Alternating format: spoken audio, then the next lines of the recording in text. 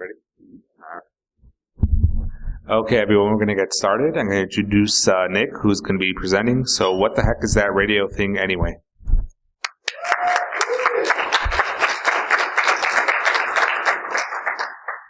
Hello. So yes, what the heck is that radio thing anyway? I put this talk together because a lot of people are getting into software-defined radio. You're getting these nifty little SDR dongles or getting the HackRF, other similar SDR peripherals, plugging it in your computer, and then starting to play with some nifty software to decode all the cool things out on the air. But what happens inside that device and on the other side of the antenna port? I would like to go over that and just kind of give you some of the basics of radio frequency stuff. As far as who I am, my name is Nick. Hi. I've been a ham radio operator for about 17 years. Computer geek, have cats and a dog. General, nerdy person. So let's go over just kind of a brief history of radio and what we've used to get to the point we are today. Started out long ago with spark gap transmitters, which were literally just a spark jumping a gap between a couple of conductors. It was a tiny little lightning bolt, essentially, that was just modulated to produce a certain frequency output. So this was great for Morse code, because it just made a burst of noise that was louder than the background noise. Unfortunately, that burst of noise was very wide. So it took up a whole lot of the band that it was in. You couldn't have a whole lot of signals coexisting. It wasn't very efficient. We decided to go try voice and other communications methods. Morse code is still in use. They just kind of made it more spectrally efficient. One of the ways people could receive these signals was with a crystal radio, which is just a tuned circuit of a capacitor and inductor that's made to resonate at a particular frequency that you're receiving. Then it passes that signal into the crystal portion, which acts as just a diode, passes that into a speaker, and you can listen to your signal. These are cool because they are powered by the radio signal that they're receiving. Unfortunately, there's not a lot of power in this radio signal that they're receiving, so you have this tiny little speaker that's producing a tiny little bit of noise, not very good for general listening. The development of vacuum tubes in the early 1900s let us do amplification of these signals, as well as replace the crystal portion with other tubes. Then moving on, we got the transistors. Those are cool because they're very small, low power, and they don't produce all the heat that you got out of vacuum tubes. So we had little battery-powered portable radios at that point. Everyone was happy. Yay! Raise your hand if you remember the Walkman. Thank God. These radios, though, tend to be a little limited in what they can do, because once they're built, they only do what they're built for. The military in the mid-'80s decided to start researching how to make things more flexible. The idea is you take as much of the radio as you can and stick it into a computer. That way, if you come up with a new modulation scheme or something, you just write software for it, update the computer, there you go, you're good. So what does a software-defined radio look like? I'm just going to go over a quick design of how we build a basic SDR. So at its core, you have an antenna that pulls in a signal from the air, that feeds it into an analog to digital converter, which does exactly what it is called. It converts analog signals, like sine waves and such, that are coming in over the air to something in the digital domain. That is then passed over to a computer or digital signal processor of some kind, where it's processed in software. Unfortunately, with just this basic arrangement, you get a lot of noise and unwanted signals into your system that mess everything up. So let's add a filter. This rejects anything we don't want, prevents aliasing, which is something I'll get to in a minute. But still, this isn't quite optimal. when you're receiving radio signals, the signal level at your antenna is measured in millivolts, which really is hard to detect. So let's throw an amplifier in there. That lets us boost the strength of the signal as it's fed into the analog to digital converter, gives us something we can actually measure. This is great. This gives us the ability to record a particular frequency into our software-defined radio. What if we want to tune it? There's always a broad range of signals that we can get to, and we'd like to be able to get to them. So there's a cool property of radio signals where if you mix two signals together, you get the first signal, the second signal, the sum of the signals, and the difference of the signals. So if you have a 100 megahertz signal that you're mixing with a 110 megahertz signal, you get those two original signals. You also get 210 megahertz out and 10 megahertz out. So we put together a little system like this, where we have the LO down there is a local oscillator that is just a reference signal that we're generating to mix with our input signal through the mixer. And then we add another filter after it. So in the case of those two signals I mentioned before, 100 megahertz and 110, we get rid of the original signals entirely, as well as the sum, and then we pass only the 10 megahertz signal through to the analog to digital converter. There's another way of doing this too, where you set up your local oscillator and have two mixers. Then the oscillator feeds a sine wave and then a 90 degrees out of phase wave, or a cosine wave, into the other mixer, and you end up with what's known as the in-phase and quadrature signals. The disadvantage of this is obviously there's a lot more stuff you have to put in, it's more complex. The advantage is when you're sampling a signal with just a single analog to digital converter, and you just have that one signal that's coming through the mixer, you have to sample at twice the rate of whatever your signal is. I will show you why in just a minute. But the INQ system, you don't have to do that. So it increases your parts count in an SDR, but it means you don't have to go find as fast of analog to digital converters. So trade-off here and there. As for why you have to sample at twice the frequency, oh, that is hard to see. Well, we've got a blue high-frequency signal. My mouse over there. There's my mouse. So we've got our blue high-frequency signal oscillating here. We are sampling it at these yellow dots here, at each of these points, at a much lower rate than the original signal. Then, when you go to put all of these sample points together, you end up with this yellow wave, which looks nothing like the original wave. Well, it's a sine wave, obviously, but it is a completely different frequency. It's something that's not actually there. That is called aliasing. And that is why we need to sample at least twice the rate of what we want to get. In addition to the sample rate, the sample depth is important, or bit depth. This is needed for a couple of things. So if we have... my mouse again. Mouse, where are you?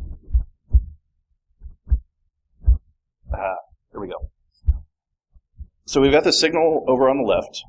It's a sine wave.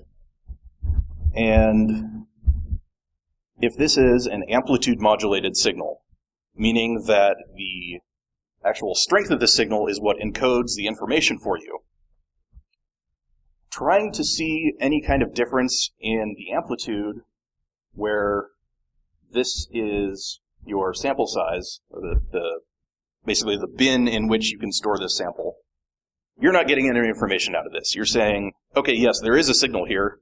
It's doing something. I don't know what.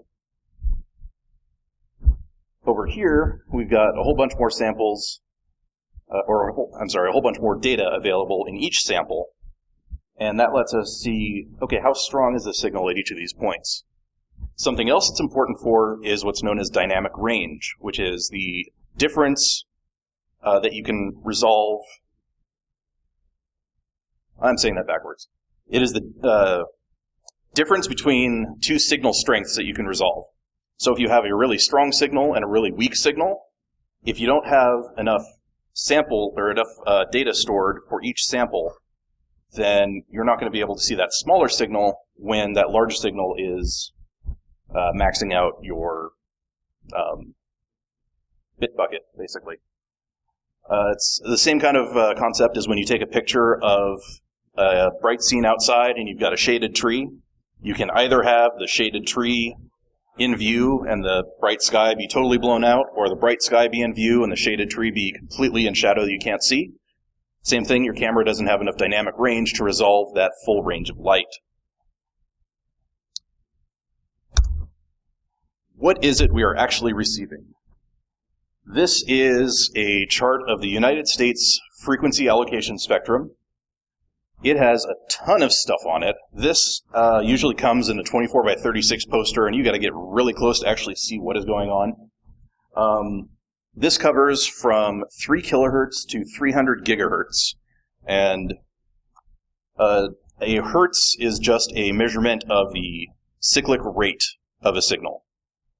So a 1,000 hertz signal, you're wiggling electrons up an antenna 1,000 times per second. You might hear some old school radio people talk about kilocycles. Same thing, but nobody says that anymore. So let's take a look down at the bottom. There's this little orange section. This shows us the radio spectrum itself, and then other kinds of electromagnetic radiation. So radio, infrared, visible light, X-rays.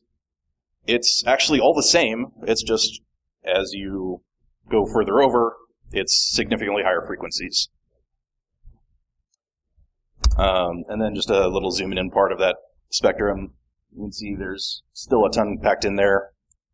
So the lesson there is the radio waves are very busy. And as far as what an electromagnetic wave actually is, you have a wave that is both electric and magnetic.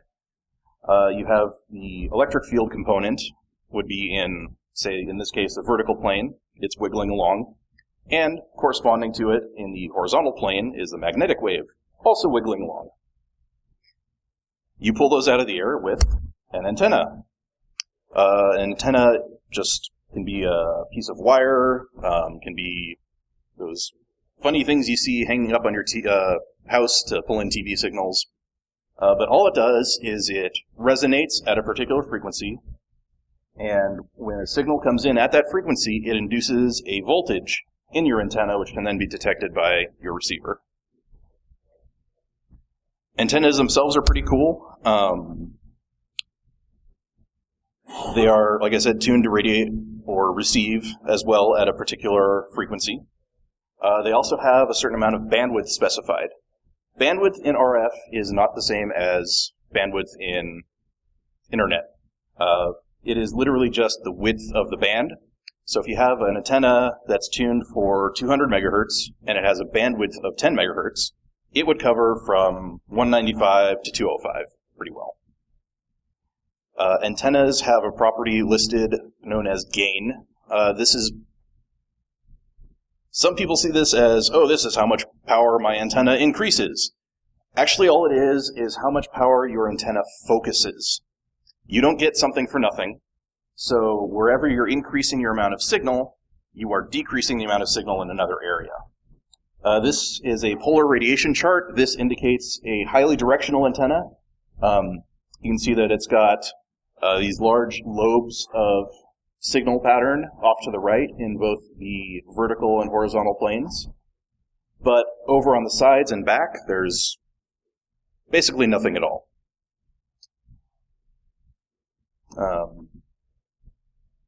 Yes, and decibels are a logarithmic scale. So every 10 dB increase is a factor of 10. So 10 dB is 10 times more, 20 dB 100 times more. Handy rule of thumb to remember, 3 dB is double. So when you see a 6 dB antenna versus a 3 dB antenna, it's twice as much focused radiation and wherever it's going. 9 dB would be 4 times as much, etc. I think I mathed that right. And the I in this is isotropic. So antenna gain is referenced to an isotropic antenna, which is a perfect radiator in all directions, which doesn't exist. So why do we use this? I don't know. But there it is. Another measurement you might see in transmit power is dBm, which is decibels related to milliwatts. So 0 dBm is 1 milliwatt, and then goes up or down from there. You can actually have negative dBm numbers. That's just very, very low power, 0.1 milliwatts, hundredth of a milliwatt, etc. And there are a whole lot of different antenna types. These come in many shapes and forms and do all kinds of different things and have all kinds of different properties of directionality or non-directionality, different frequencies they cover, etc. As far as how we actually use all this stuff to communicate data, we end up modulating the signal somehow. That is, we take our stream of meaningful data and then do something to it to encode it into the radio signal as it goes out. On the chart here, we have amplitude modulation and frequency modulation, which are just analog signals you get on your radio in your car. Amplitude modulation encodes the audio signal in how much it wiggles the transmit power. So if you are encoding a 1000 hertz audio tone, just like a about that, that is how fast you are wiggling the transmit power of your AM signal up and down. FM also uses wiggling of your signal related to the audio frequency. What it does, though, is instead of changing the transmit power, it wiggles the transmit frequency around some center frequency. There's some set amount that it can do that. It's known as deviation. Regular walkie-talkies are either 2.5 or 5 kilohertz deviation. FM broadcast radio, I think, is 200 kilohertz, so they can encode more data and get better audio fidelity. That's all analog, though. That's not interesting. The digital stuff is cool. This is binary frequency shift keying, which actually looks a lot like FM. All you're doing is changing the frequency at which you're transmitting based on whether you're sending a 1 or a 0. So you send it, slightly higher frequency for a 1 or slightly lower frequency for a 0. Then we get into the really weird stuff. This is quadrature amplitude modulation. So what this does is it takes the in-phase and quadrature signals, which are when you take your signal and deconstruct it into what's the original signal and then what's 90 degrees out of phase. You can plot that on a graph, figure out how strong the signal is at each point, and then it draws this nifty constellation. And then each of these points encodes a different set of bits. And something also to remember with these is you have your symbol rate and your bit rate, which are different. Because each of these symbols, in this case, encodes 4 bits. This is QAM16. US cable TV is QAM 256. So you can basically encode an entire byte in each symbol. And then how much can we send? There is an entire field under information theory studying channel capacity, which is how much can we cram into this data channel given different conditions. There are a lot of equations, a lot of different formulas, a lot of different theorems.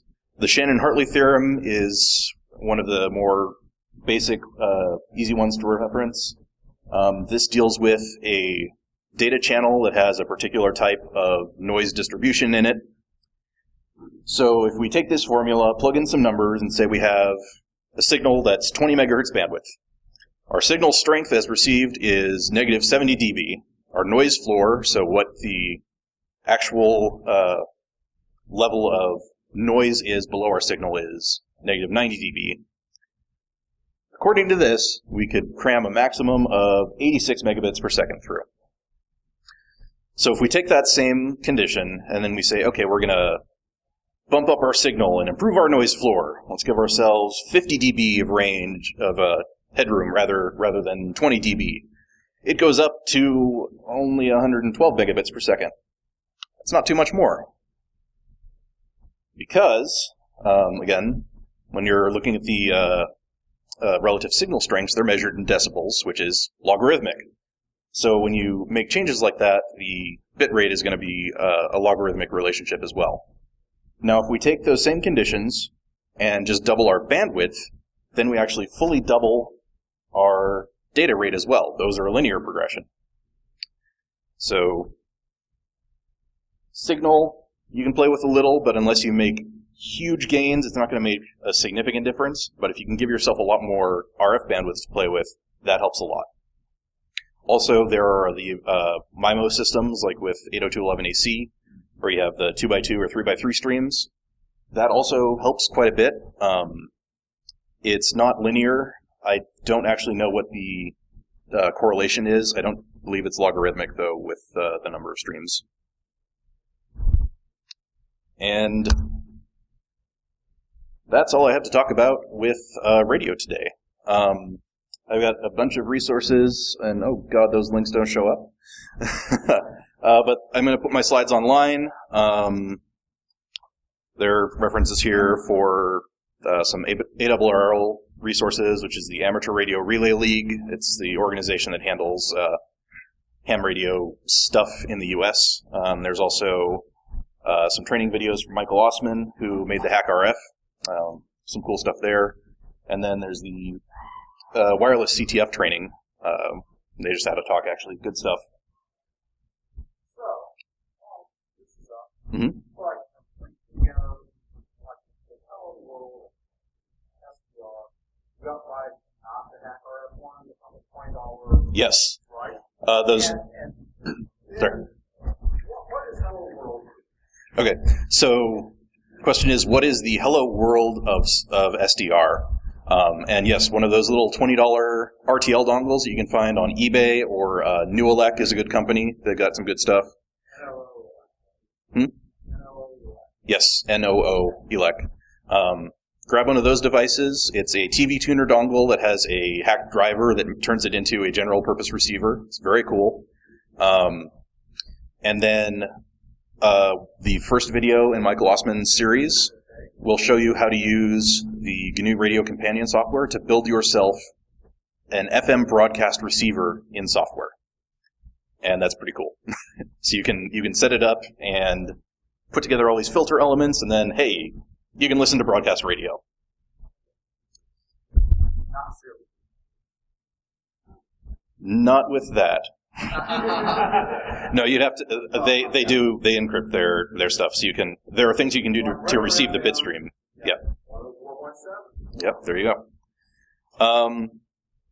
And then, like I said, I'm going to be putting this slide deck on GitHub, which you can't see because I picked bad colors. So github.com/explodinglemur. You can find me on Twitter @explodinglemur, and then my very rarely updated blog that has essentially nothing on it right now, blog.explodinglemur.org. So yes, does anyone have any questions? Nope. All right. Thank you all.